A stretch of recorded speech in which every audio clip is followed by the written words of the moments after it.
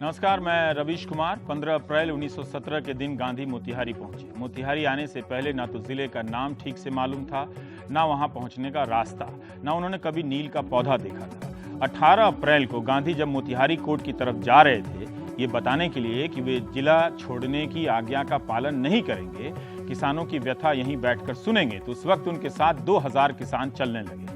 2 दिन के भीतर 2000 लोगों की भीड़, बिना व्हाट्सएप के, ईमेल के और न्यूज़ चैनल की मदद के आप उस वक्त की कल्पना करेंगे तो यकीन नहीं होगा। गांधी को ना तो भोजपुरी आती थी, ना ही ठीक ठीक हिंदी। हम इस साल और इस महीने चंपारण सत्याग्रह का शताब्दी वर्ष मना रहे हैं। गांधी के हर कार्यक्रम, किताब और यात्राओं की शताब्दी, अर्धशताब्दी मन रही है या मनाई जा चुकी है। शायद हम ठीक ठीक नहीं जानते कि गांधी को क्यों याद करते हैं और गांधी होने का मतलब क्या है। गांधी होने का एक ही मतलब है, बिना हिंसा का सहारा लिए, बिना किसी से मदद की उम्मीद किए, अपने वक्त की सबसे ताकतवर संस्था और व्यक्ति के सामने तनकर खड़े हो जाना गांधी होना है। जो सत्ता में रहकर दूसरों को डराता है, जो सत्ता से डरता है, ये दोनों गांधी का दुरुपयोग कर सकते हैं, उपयोग नहीं। जबकि इन्हीं दोनों को सबसे अधिक गांधी की जरूरत है। गांधी ने चंपारण पहुंचकर बगैर किसी हिंसा के उस वक्त के सबसे शोषित किसानों को ब्रिटिश हुकूमत के आगे खड़ा होना सिखा दिया। उनके आने के पहले तक किसान नील के गोरे व्यापारियों से लोहा ले रहे थे, मगर उसमें हिंसा थी, कामयाबी नहीं थी। गांधी जब तक रहे एक भी हिंसा नहीं हुई, भगदड़ नहीं मची, अहिंसा का अनुशासन कायम हुआ, जेल का भय समाप्त हुआ।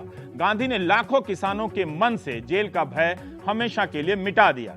चंपारण के 100 साल की कमाई यही है कि आज का किसान फिर से डरा हुआ है, भयभीत है और बैंक के लोन के आगे कमजोर है।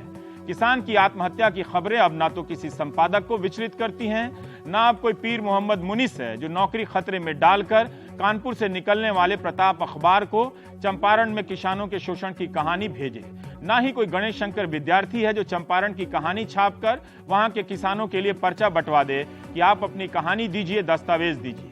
आज की पत्रकारिता चंपारण सत्याग्रह पर कैसे बात करेगी? क्या वो कर सकती है? आज के किसानों को गांधी का इंतजार नहीं, उन्हें फांसी का इंतजार रहता है। निर्वस्त्र होकर किसानों को प्रदर्शन करना पड़ा उस जगह जहां आजाद भारत के प्रधानमंत्री का कार्यालय है। पुलिस इन्हें ज्ञापन दिलवाने के लिए कार्यालय ले गई थी, मुलाकात नहीं हो सकी तो वहां से लौटते हुए इन किसानों ने अपने कपड़े उतार दिए। यकीन से कह सकता हूं कि ना तो दिल्ली को फर्क पड़ा, ना हिंदुस्तान को। ये किसान 3 हफ्तों से जंतर मंतर पर हैं, सूखे से पीड़ित हैं और राहत मांग रहे हैं। कभी ये चूहा मुंह में दबा लेते हैं तो कभी सांप दबा लेते हैं। किसानों को सरकार का ध्यान खींचने के लिए कितना कुछ करना पड़ रहा है। सरकार ने तमिलनाडु को 2000 करोड़ रुपए की राशि देने का ऐलान किया। इन किसानों का कहना है कि ये राशि बाल्टी में एक बूंद है। तमिलनाडु सरकार केंद्र से 39,000 करोड़ रुपए मांग रही है। 1917 में गांधी जब चंपारण पहुंचे तो वहां के किसान भी वस्त्रहीन थे। एक बार गांधी ने कस्तूरबा से किसी महिला की तरफ इशारा कर कहा कि उनसे पूछिए कि उनकी साड़ी इतनी मैली क्यों है। महिला ने बा को बताया कि मेरे पास एक ही साड़ी है, नहाने के लिए कोई दूसरी साड़ी नहीं है। 2 साड़ी होती तो मैली साड़ी साफ कर पहन सकती थी। ये उस वक्त के चंपारण की गरीबी थी। चंपारण के किसान राजकुमार शुक्ल, शेख गुलाम और शीतल राय के नेतृत्व में लड़ाई लड़ रहे थे, मगर उन्हें किसी ऐसे शख्स का इंतजार था जो उनकी लड़ाई को बड़ा कर दे। आज किसानों की हर लड़ाई छोटी कर दी जाती है। इसमें मीडिया भी शामिल होता है, इसमें नेता भी होते हैं। इसलिए चंपारण सत्याग्रह मोतिहारी में नहीं, तमिलनाडु, महाराष्ट्र और पंजाब के किसानों के बीच मनाया जाना चाहिए, वहीं पर खोजा जाना चाहिए। 18 अप्रैल से 16 जुलाई के बीच 1917 गांधी के नेतृत्व में चंपारण के 10,000 किसानों के बयान लिए गए। भारत के इतिहास की यह पहली जन सुनवाई होगी। 2015 में भारत के 12,615 किसानों ने आत्महत्या कर ली, उनकी कहीं कोई सुनवाई नहीं हुई। चंपारण के किसान गुलाम बना लिए गए। 400 गोरे किसान थे, मगर 19 लाख किसानों को गुलाम बनाया गया। मुनाफा कमाने के लिए किसानों से उनकी अपनी जमीन पर नील उगाकर टैक्स देने के लिए कहा गया। वो अपनी मर्जी से कुछ नहीं उगा सकते थे। उन पर जिस तरह के टैक्स लादे गए वो सुनकर भी आप विचलित नहीं हो सकते, क्योंकि आपकी संवेदनाएं अब मिट चुकी हैं। आपको फर्क नहीं पड़ेगा। फिर भी इस जमाने में बताना चाहिए कि चंपारण के किसानों को गोली मार दी जाती थी, बर्छी से बदन में छेद कर दिया जाता था, घर तोड़ दिए जाते थे ताकि उस जमीन पर नील की खेती हो सके। पाइन टैक्स लगा, किसान अपनी जमीन की सिंचाई करे ना करे, पानी के लिए टैक्स देता था। प्रत्येक रुपए पर जो उसके पास होता था उस पर 1 आना लगान देता था। हल रखता था तो उसके लिए बेंट माफी टैक्स देता था। जब कोई किसान मर जाता था तब उसकी संतान से माँ बाप के नाम पर टैक्स लिया गया, जिसे बपही पुतही टैक्स कहते हैं। किसान अपनी बेटी की शादी के लिए जो मड़वा बनवाता था उस पर भी ₹1.25 का टैक्स लगता था। होली, रामनवमी और दवात पूजा का त्योहार मनाने के लिए भी उसे टैक्स देने होते थे। किसानों से ऐसे ऐसे टैक्स लिए गए जिसकी आप कल्पना नहीं करते। आज भी आप ऐसे ऐसे टैक्स देते चलते हैं, आपको पता नहीं चलता है। गुलामी थी चंपारण में, वहां के किसानों को दास बनाया गया। शोषण का इतना भयंकर असर हुआ कि आज भी कई घरों में वहां लोग जश्न नहीं मनाते। खुशियां आती हैं तो संभल संभल कर जश्न मनाते हैं, पता नहीं कब चली जाए। हम चंपारण सत्याग्रह के नाम पर ना तो गांधी को जानते, ना ही वहां और कहीं और के किसानों को जानते हैं। उस वक्त फरीदपुर के मजिस्ट्रेट EWH टावर ने कहा था कि नील का एक भी बक्सा इंग्लैंड नहीं पहुंचता है जो आदमी के खून से सना हुआ नहीं है। उस समय की पत्रकारिता आज के समय की पत्रकारिता से नहीं थी। बहुत से लोग वहां सरकार की खुशामद कर रहे थे, नील का कारोबार करने वाली कंपनियों के हाथ में बिके हुए थे।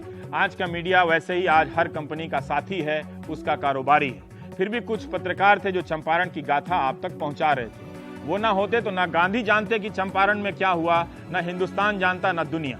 कानपुर के प्रताप अखबार की कॉपी तो चंपारण के हर घर में होनी चाहिए थी, आपको कहीं नहीं मिलेगी। नागपुर से निकलने वाले हितवाद में भी चंपारण के शोषण की कहानी छपी। बिहार से दैनिक बिहारी निकला, जो दरभंगा महाराज का अखबार था, जिसके संपादक महेश्वर प्रसाद ने कितना जोखिम लिया।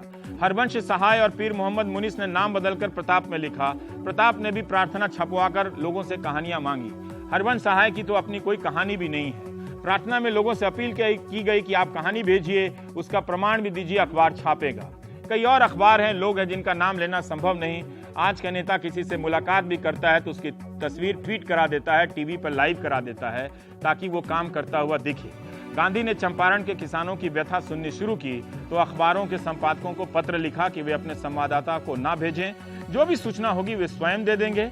ये भी लिखा कि चंपारण में स्थिति इतनी नाजुक थी कि किंचित उत्साहपूर्ण आलोचना या अतिरंजित खबरों से, जिसे हम सेंसेशन कहते हैं आज की तारीख में, सहज ही काम में भारी नुकसान पहुंच सकता है। आज की पत्रकारिता खुलेआम सांप्रदायिकता फैला रही है। आप समझते हैं कि वो किसी मजहब के साथ ऐतिहासिक इंसाफ कर रही है। अखबार तब भी सांप्रदायिकता फैला रहे थे, वरना भगत सिंह को कहना ना पड़ता। फिर भी गांधी ने बिना प्रचार के यह सब किया, और इसका इतना प्रचार कैसे हो गया, ये आज भी कम्युनिकेशन के लिहाज से एक दिलचस्प गाथा है। हमारे परिचित और मित्र अरविंद मोहन ने तद्भव पत्रिका में हिंदी में चंपारण सत्याग्रह के वक्त कम्युनिकेशन और गांधी को लेकर एक अच्छा लेख लिखा है, आप पढ़ सकते हैं, वक्त बर्बाद नहीं होगा। अप्रैल से लेकर नवंबर 1917 तक आते आते चंपारण के किसानों को शोषण से मुक्ति मिल गई, लेकिन गांधी के साथ चंपारण गए नेताओं को भी तरह तरह के डर से मुक्ति मिली। मजहरुल हक ने अपने घर सिकंदर मंजिल से ऐशो आराम के हर सामान बेच दिए।